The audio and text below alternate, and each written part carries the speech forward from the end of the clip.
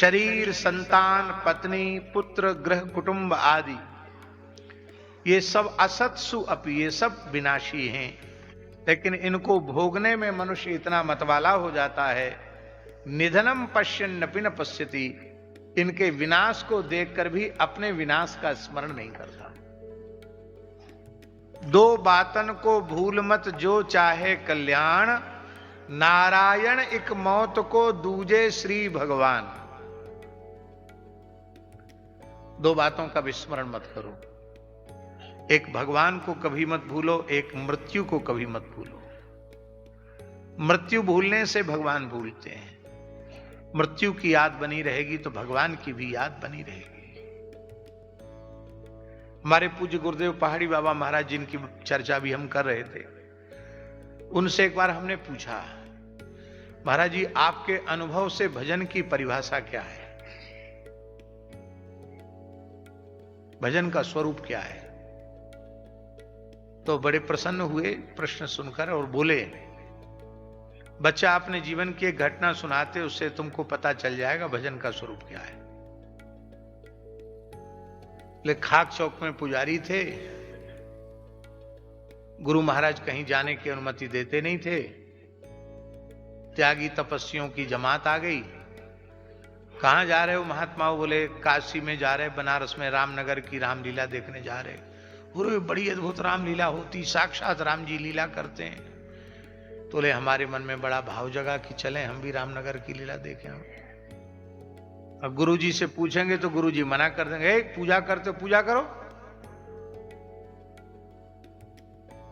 तो गुरुजी से पूछा नहीं, त्यागी तपस्वियों ने कहा हम लोग मथुरा जा रहे हैं, नरसिंह जी की बगीची में रुकेंगे, पुजारी जी तुम्हारा मन हो तो आ जाना वहीं जमात में। तो कहे गुरुजी से बिना पूछे उधर साधुओं की जमात एक दिन पहले चली गई। हम दूसरे दिन सवेरे उठे, कमंडल उठाए और गुरुजी को दंडोत किया, वो चले गए सीधे मथुरा, लौट के आए ही नहीं। वहां से ट्रेन थी, बैठ गए ट्रेन में। बहुत पुरानी बात है,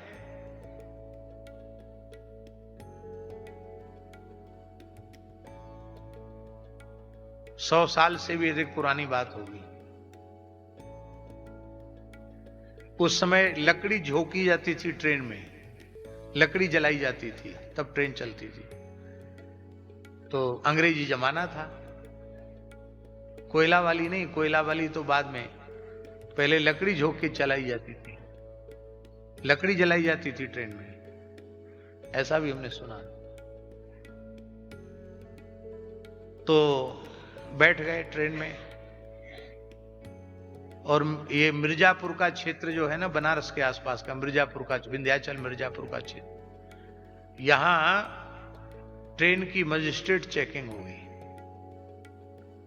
और उस जमाने में गरीबी थी, पैसा तो था ही नहीं, साधुओं पे पैसा कहां से आया, सब बिना टिकट बैठते थे ट्रेन में।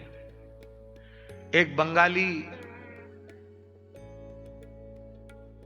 रेलवे का बड़ा अधिकारी था, उस बंगाली अधिकारी का नाम था चारू बाबू। बोले वो एकदम महात्माओं के लिए तो काल के जैसा था, जमराज के जैसा था, भारी चिढ़ता था महात्माओं से। नहीं, चारू बाबू, मिट्ठू बाबू।